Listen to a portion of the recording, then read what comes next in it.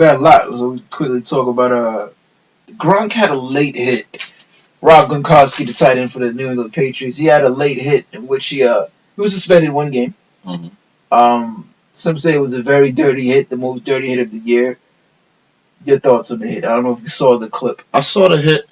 I took everything into place, and I said that if he doesn't get suspended, I know it's going to be a big riot in the league, cause, especially race being the main thing. But I just want people to understand that I have no problem with the 1-game suspension.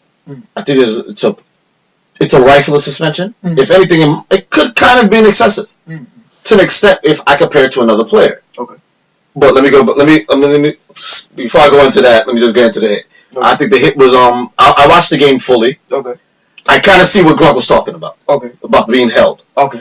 Every play I've seen, he was being held. Okay. If it was linebacker, safety, cornerback, he was being grabbed. On that interception, he was being grabbed right off the route. Yes. And then you got an interception. And then you could see Gronk's reaction where he kind of like steamrolls, almost like a little child, like he just got angry. Yeah. And I know football players, they tend to like almost black out. Yeah. And that's what it kind of looked like he did. He kind of like he blacked out and just like, I'm tired of this. Yeah. And it's not like, I'm not. It's not because I'm winning, and that's where you can show that it's like he's being serious. It's not like it was has nothing to do with the game being on the line. They were up 23-3. This may have been tense. It was just that I'm tired of it. Yeah. So that's what I kind of get. I'm not giving no type of excuse. I think it was a very sickening hit. It looks very disgusting because the guy's laying on the floor. You jump directly into the floor.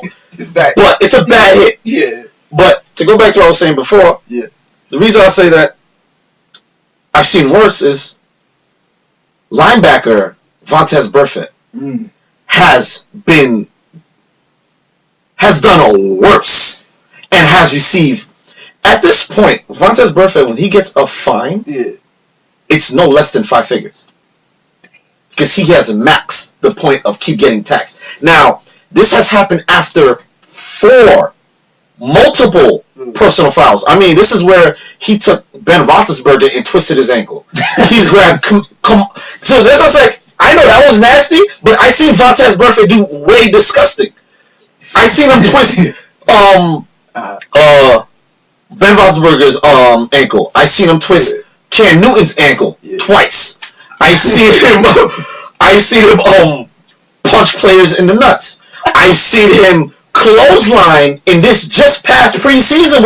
He was suspended 5 games. They got dropped down to 3. I'm about to say right now, that's the kind of player.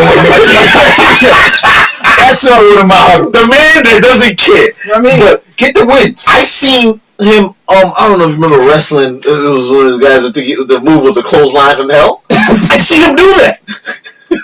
The guy almost fell on his neck.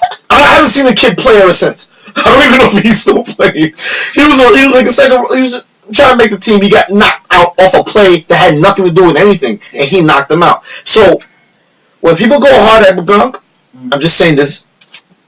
If you really look at it, the suspension is more excessive to some players who've done worse. For when he's twisted those ankles, he got no fine, no suspension, no nothing.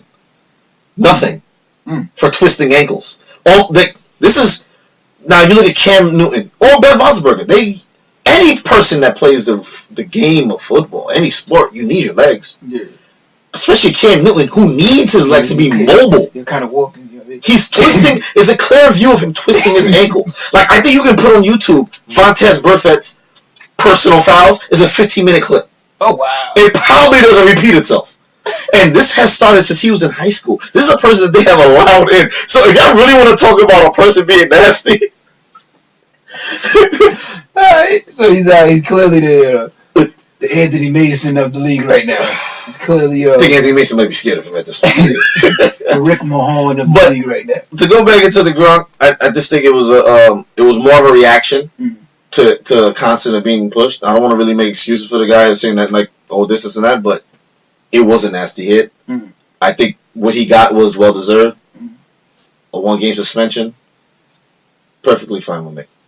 What is your thoughts on it?